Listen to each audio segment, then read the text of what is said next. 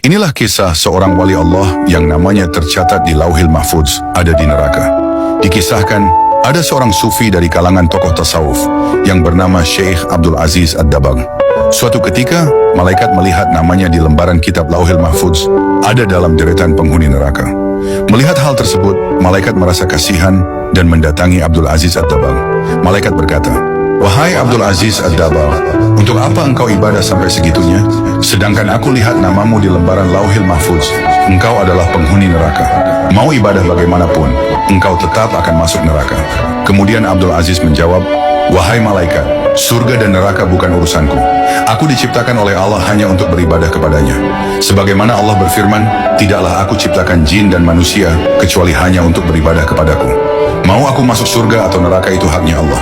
Mendengar itu, malaikat kagum. Kemudian malaikat kembali ke Lauhil Mahfudz dan melihat nama Abdul Aziz sudah diubah oleh Allah menjadi penghuni surga. Lantas malaikat kembali menemui Abdul Aziz dan berkata, "Wahai Abdul Aziz, ada kabar gembira. Baru saja aku melihat namamu oleh Allah diubah menjadi penghuni surga." Abdul Aziz menjawab, "Alhamdulillah, tapi sekali lagi, malaikat, surga dan neraka bukan urusanku. Aku beribadah hanya untuk menggapai ridhonya Allah. Kalau Allah ridho aku di neraka, ya itulah tujuanku." Malaikat pun takjub dengan keikhlasan Abdul Aziz dalam beribadah dan berkata, "Wahai Abdul Aziz, ikhlasmu inilah yang membuat Allah ridho dan mengubah namamu menjadi penghuni surga."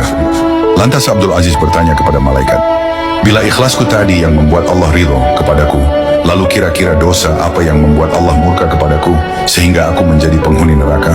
Kemudian malaikat bercerita, "Engkau ingat ketika engkau masih kecil, ketika umurmu sekitar 15 tahunan. Engkau ingat ketika engkau tidur di kamar tidurmu, kemudian engkau mendengar suara langkah kaki ibumu menuju tempat tidurmu untuk menyuruhmu membeli sesuatu di pasar? Karena engkau mendengar suara langkah kaki ibumu menuju kamarmu. Lalu engkau pura-pura tidur padahal engkau sudah bangun. Kau pura-pura tidur agar engkau tidak disuruh pergi ke pasar.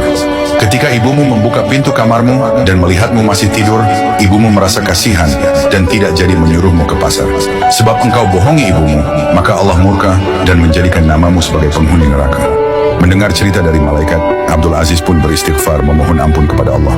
Semenjak kejadian tersebut, Syekh Abdul Aziz Ad-Dabbagh di sisa umurnya tidak pernah berceramah kecuali tentang berbakti kepada orang tua.